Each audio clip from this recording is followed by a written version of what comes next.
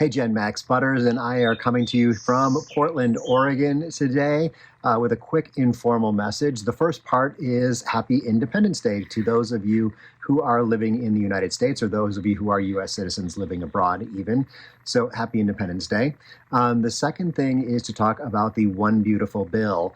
And no matter what side of the political aisle you're on, I'm going to give you the information that I really don't know. So this is just kind of some things to think about, I guess, and I will be getting you the information as soon as I know more. Hopefully I'll get Acton-Ver to come on with one of their analysts and tell us more about what's going on.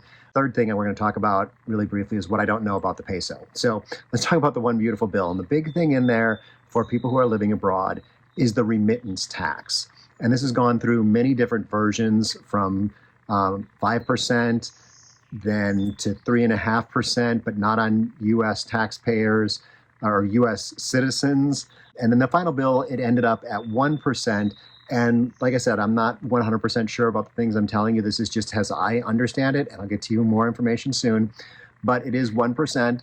It is something that U.S. taxpayers will have to pay if they send via cash. So if you go to Western Union and give them cash and send it down to Mexico, you're going to have to pay that. So as I understand, transfers between banks, electronic transfers, I'm not sure about Wise, and if you'll have to pay that tax. There was something in there that they had to be qualified, that you had to prove your U.S. citizenship in order to get this. I think that was actually illegal under a couple of treaties saying that you can't treat foreigners any different than you can treat people from the U.S. And of course, this is something that is targeted towards immigrants, and because they are the ones who more than likely send money to other countries, but legal or illegal. So that is the purpose, but there were a lot of people in the different versions of the bill, a lot of people getting swept up into this, including U.S. citizens, which they tried to get rid of, and then it was including any kind of transfers, other people from other countries who are investing in the United States. They were getting swept up into this. So I think in the final bill, it ended up being that U.S. citizens can be affected by this and pay this 1% tax if you are using cash to send overseas, maybe even sending to yourself. So yeah, it's going to be interesting to see exactly how this shakes out and what is impacted. Like, I like to send money using Wise. It's very similar to something like Western Union. The Mexican Presidenta said that she's planning on reimbursing people for that 1%. And in that talk that she gave, she said somewhere between 90 and 99% of people who are making remittances to Mexico are doing that electronically. So theoretically, those wouldn't be taxed. So it's really kind of hard to understand exactly what's going on with the remittance tax, but it's something to be thinking about. In certain versions of the bill, it was going to take place today, July 4th. And I believe what I've read in the past 12 hours or so is that it's going to take place January 1st, 2026. So it looks like we might have a little bit of time to get this figured out.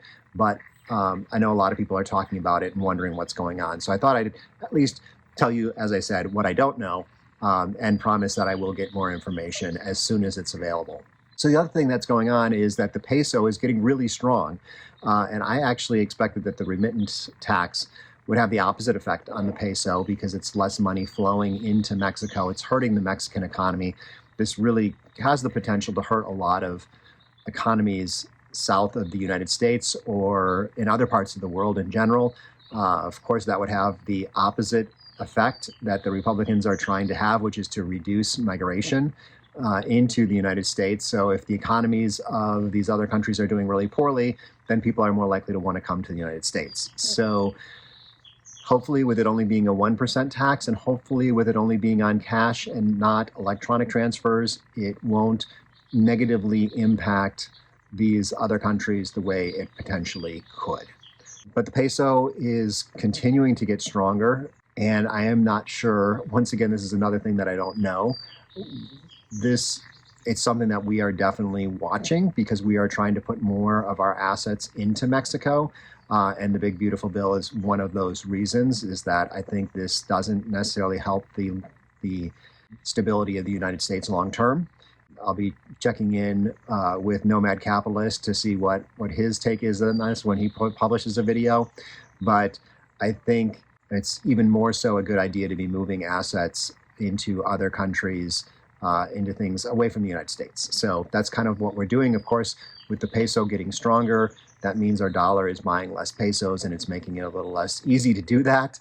But that's, those are the things that I wanted to kind of talk about and just put them on your radar. Like I said, I'm sorry that I don't have any, definitive information to share, but I thought it was worth sharing a couple of things that are going on right now. Also, I guess the last thing I want to talk is about Intercam Bank. Intercam is a very popular bank with foreigners in Mexico, especially English-speaking foreigners, because they speak English there. Their app is in English. A lot of people have been asking me about different options for Intercam. So the story is that Intercam, along with a couple other banks, were accused of money laundering, I think is what it was. And the U.S. government has said they were going to stop allowing transfers into Intercam and these other two banks from the United States. So I've heard kind of mixed reviews. Some people saying that they could still transfer money. Some people saying that they already are unable to transfer money into Intercam. A week before, so this was announced, I think Intercam was somehow stopping Wise from transferring money into Intercam Bank. So I've never been a huge fan of Intercam Bank. I like that they speak English, but they tend to hide where their profit is coming from is from crappy exchange rates, typically. So it's something you definitely need to keep track of if you're working with a bank like that. Couple of options. One, Actinver is a bank that has offices around Mexico. It's not. It's more of an investment bank, but they do have kind of regular banking or personal banking too. That's not something that we use with them, but that is an option. And if you're doing kind of any moving money over and investing into Mexico, they've got lots of different options with mutual funds and stocks and government bonds, CDs, things like that. So lots of options there. But the other bank that I think, if you are someone who doesn't speak any Spanish and you're only comfortable working with a bank who speaks English, Banca Mifel, I know that they, in the La Paz area, that they're specialized in speaking English, and I'm guessing that their banks around Mexico do that. So check into that one. Also be very careful with the exchange rates there, because I think they do some of the same stuff with charging unfavorable exchange rates when you're moving money in, and that's where they make their profit. So I don't like that policy because it is hard to understand. So I think people can be taken advantage of. But just know that if you are banking with, if you're banking with any bank, before you move any money, get a quote on the exchange rate, and also check on Google and make sure they're close, and do the calculation with your money. Say you're going to transfer $100,000 and your bank says, okay, the exchange rate is 18.4 and the exchange rate on Google is 18.6. Run those two numbers and figure out what you're paying. What is the fee that you're paying because of that difference? So you can actually ask your bank to say like, hey, I'm transferring $100,000. 18.4 is not a good rate for me. You're making, however much money off of this, thousands of dollars probably off that transaction. Why don't we do 18.5?